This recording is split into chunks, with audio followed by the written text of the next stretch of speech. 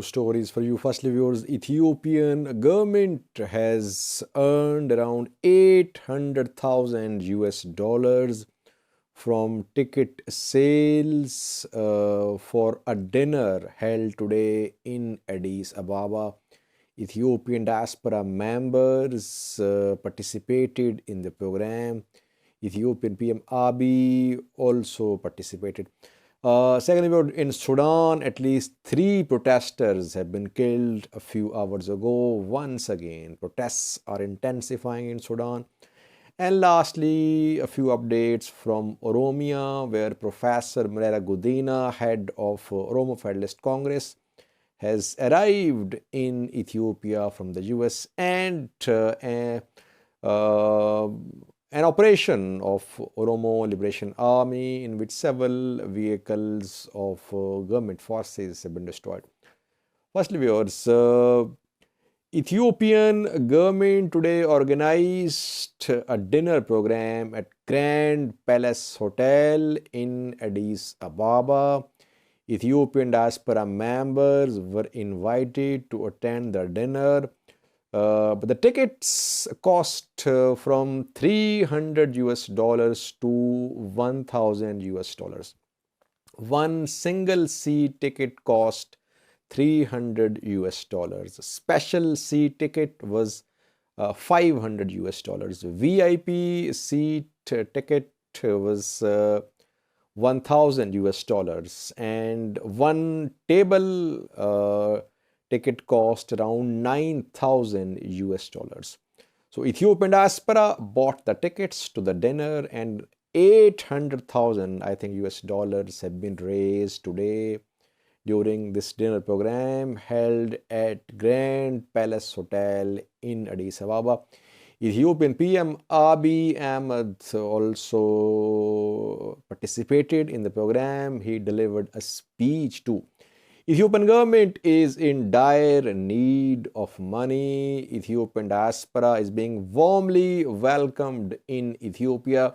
The diaspora has helped Ethiopian government a lot diplomatically, financially, in releasing international pressure which Ethiopian government was under in helping Ethiopian government. Yesterday, we saw a statement of Ethiopian Minister of Industry, Milaku Elebel. He had said that 64% of leather products of Ethiopia were struggling because they could not be exported to the US due to AGWA sanctions. So, Ethiopian economy is under stress. Ethiopia needs the support of diaspora members. Diaspora members are in Ethiopia. Ethiopian government invited them for Christmas holidays. Large number of diaspora members are in Ethiopia. Diaspora members are definitely helping Ethiopian government. Secondly, we are Sudan, where today more protesters were killed. Reportedly, security forces opened fire on protesters in Khartoum. At least 3 casualties are being confirmed. Several have been wounded. Protesters are keeping the momentum. They are not stepping back.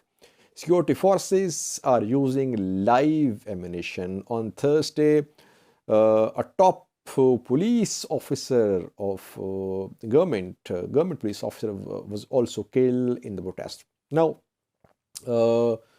negotiations have not started so far, but US envoy to the Horn of Africa, David Satterfield, and Assistant Secretary of State for African Affairs, they were in Riyadh, Saudi Arabia today, where Friends of Sudan conference was held, and UN mission for monitoring transition to democracy members were also there in Sudan. So efforts are being made to prepare an agenda for start of talks.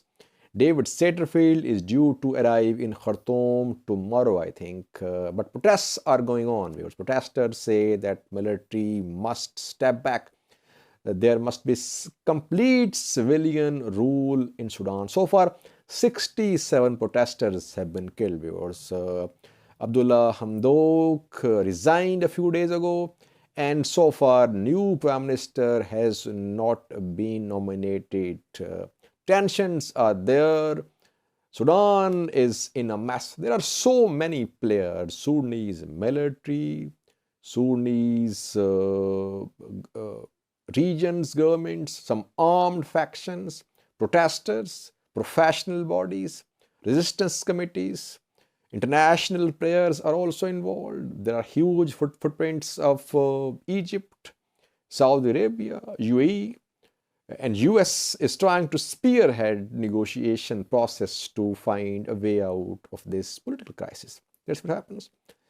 Lastly, viewers, two updates from Oromia. Professor Merera Gudina, head of Oromo Federalist Congress, has arrived in Ethiopia. So now entire OFC leadership is in Ethiopia. And the leadership is free as well. Merera Gudina is in Ethiopia. Jawar Mohammed, Bakle Garba, Hamza Burana, and other OFC leaders, they have also been released. While none of OLF leaders has been released so far, Yamichu Oyana, Daud Ibsa, and others have not been released so far. OFC leaders are in Oromia. What will they do? What sort of strategy will they adopt in coming days? That remains to be seen. Lastly, viewers, Oromo Liberation Army seems to have carried out an attack on a convoy of government forces. A video has been shared by OLA members. In the video, at least 5 destroyed, damaged vehicles, which are pickups basically, can be seen. It seems that a convoy of government forces was ambushed by OLA fighters somewhere in Oromia. I have a snippet of this video clip for you. People say, Sajid, you're not covering OLA's activities. Well, I have been covering OLA's activities for almost a year.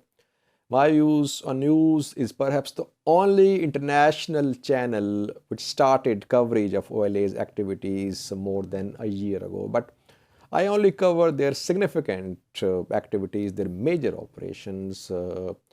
They have been carrying out small activities, they have been issuing statements, so I don't cover all of these things. If they carry out any major activity, if any major activity against them is carried out, I cover that as well. If Oromia regional government, if government forces start a major operation, if OLA members are arrested, I cover that too.